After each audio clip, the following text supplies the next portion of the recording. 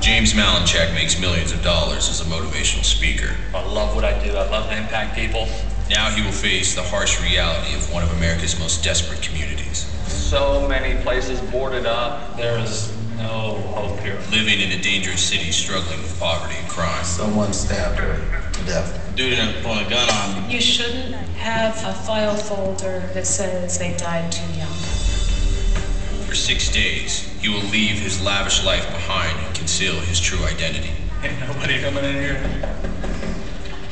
And search for deserving people determined to make a difference. We all can pull together and do it. It can be done. There's nothing that cannot be done. They're all on one mission, and it's to save this city. And reward them with a share of his wealth. They'll never leave me. How can I be side by side with them and not be changed? After taking a soul-shaking journey as...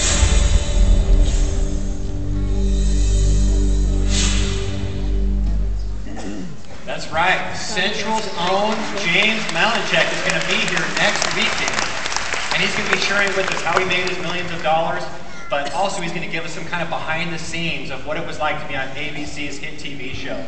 And really what the experience did for him overall. And so we've got invite cards set up at all the different exits. Encourage you to grab some of those on your way out. Invite your friends and family. It's going to be a great weekend. One of the most important things that I did after I started coming to church was to join a small group. I met some great people in my small group, learned a little bit more about the Bible, but most of all, I was just able to journey with people through this life, through all the ups and downs and side roads that we go through, and it's just been a great encouragement to me. For those of us that are not in a small group right now, we just want to make this as simple as possible for you. So coming up next Sunday, March 20th, we're going to have what we call a small group connection. And this is a chance for you to get connected with some other people, probably in the same stage of life that you are, and really plug in to this ministry that we call small groups. It's going to start at 5 o'clock with some food and some fun, and then that'll be followed by a connection event, so you can leave that day knowing that you're part of this community that we call small groups. So we would love to have you join us next Sunday at 5 o'clock. Well, we're starting a new series today, and we're going to I'm not afraid. Everybody, I'm glad I found me. Show me there's a better way. This road together. We don't have to live in the spirit of fear.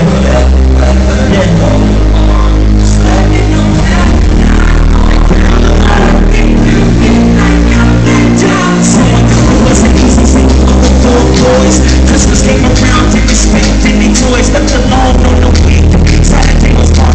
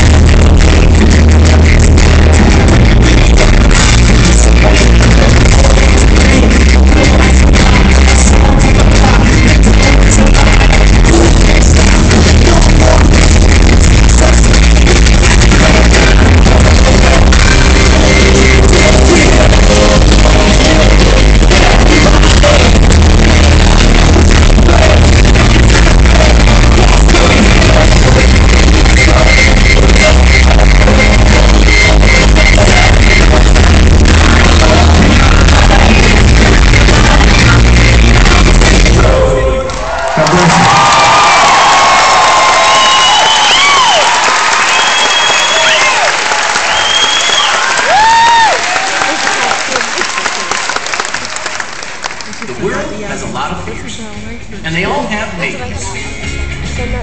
The fear of wide open spaces is called agoraphobia. The fear of spiders, arachnophobia. The fear of needles is known as trypanophobia. And the fear of heights? Oh my goodness, look at the view! Acrophobia. If you're afraid of the dark, you've got nyctophobia. Fear of long words is hippopotomonstrosesquipedaliophobia. And fear of being trapped in a confined space with no escape, claustrophobia. Most fears are bad, but there's one kind of fear that's good. This is the biggest fear ever and I don't like it! The fear of God. Realizing that He's powerful. He's in charge. And He loves you. Perfect. When we understand this perfect love, it has a way of making us all not so afraid. So when it comes to fear, we have a choice. Fear God. Or fear everything else. Which, by the way, is called panophobia.